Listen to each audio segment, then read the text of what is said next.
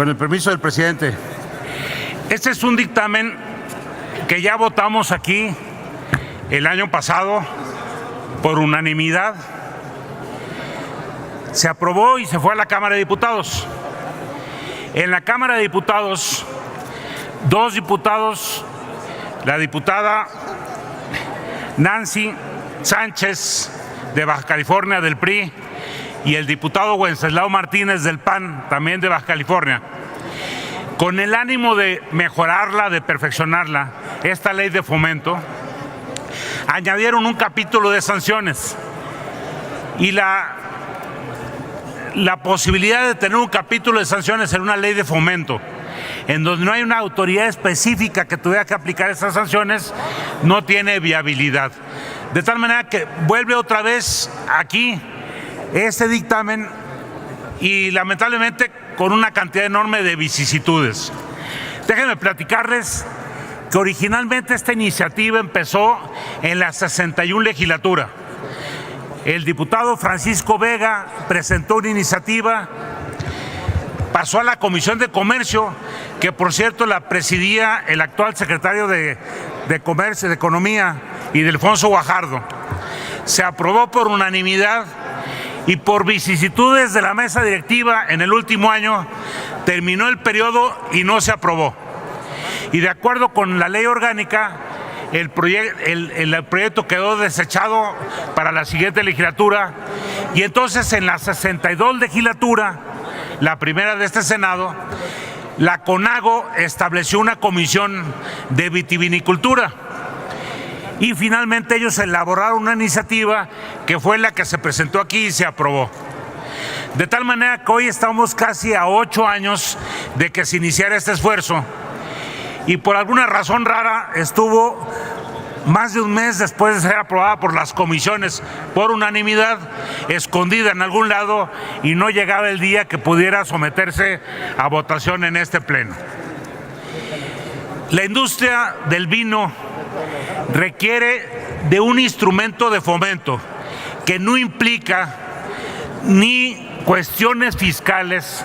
Esta ley no representa ninguna ventaja fiscal, ni tampoco ningún subsidio. Lo único que pretende es hacer obligatoria la coordinación entre los 10 gobiernos estatales que están impulsando la vitivinicultura, los productores y el gobierno federal encabezado en un organismo sui generis simultáneamente por la Secretaría de Agricultura y la Secretaría de Economía. Y lo que se pretende es que de ahí salgan políticas públicas que impulsen esta industria que tiene muchísimo auge en varios países del mundo. De hecho, la cultura del consumo de vino ha venido cambiando radicalmente en este país. Hoy día se consumen en México más de 10 millones de cajas de botellas al año y en México solamente se produce el 20%. El resto se importa de varios países. Nuestros dos principales proveedores son España y Chile. Siendo que tenemos vinos que se producen en México de extraordinaria calidad y que encuentran mercado incluso en el extranjero. Entonces se trata de fomentar una industria que genera mucho mayor valor agregado que otras industrias agrícolas, que adicionalmente tiene conexión con otras industrias como es la industria de la gastronomía y como es la industria del turismo. Todos los países que tienen producción de vino tienen también programas de turismo que van por los viñedos, aquí en México particularmente, en el estado que más vino produce y que relativamente desde hace poco tiempo, Baja California. Pero son 10 estados los que producen. Tenemos a Coahuila como el segundo estado productor, a Chihuahua, Querétaro, Aguascalientes, que fue en su momento el mayor productor de vino y que por no tener estas políticas públicas terminó perdiendo la posibilidad de esa producción, Guanajuato, San Luis Potosí, Durango, Nuevo León y últimamente se ha incorporado también Sonora en un proyecto vitivinícola. Es una industria que tiene futuro y lo que requiere es armonizar a las autoridades. Por eso, yo quiero en primer lugar agradecerles a todos los que tengan la generosidad de apoyar esta iniciativa, que regresa otra vez a la Cámara de Diputados, pero regresa en los términos del artículo 72, manifestando a la Cámara de Diputados que el Senado, en este dictamen está incluido, el Senado manifiesta su voluntad de que si la Cámara acuerda, se publique lo aprobado por ambas cámaras, sin incluir las propuestas tanto del diputado Wenceslao Martínez como de la diputada Nancy Sánchez.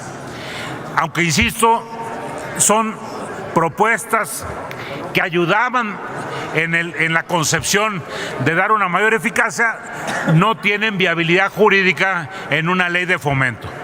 La única manera que en esos 9 años de esfuerzos pueda haber una ley que impulse a la industria vitivinícola es que efectivamente la Cámara de Diputados pudiera allanarse a los cambios o mandar publicar lo que ambas cámaras, en términos del artículo 72 constitucional, han aprobado, y no publicar en lo que no tuvimos consenso ambas cámaras por estos temas que he referido. Por ello era también importante el que no estuviera escondido en algún escritorio, en algún lado, después de más de un mes de que fue aprobada por las comisiones por unanimidad, para dar espacio y no pase lo que pasó en la 61 legislatura, que termine el periodo de sesiones y se quede sin aprobar y tenga que volver a iniciar un proceso en las 63 legislaturas. Por ello era la insistencia de que se programara, porque tenía todo el derecho, porque estaba aprobada desde hace tiempo, y también que no se modificara el orden del día, dando prioridades a iniciativas que apenas fueron presentadas hace pocos días. Es cuanto, presidente.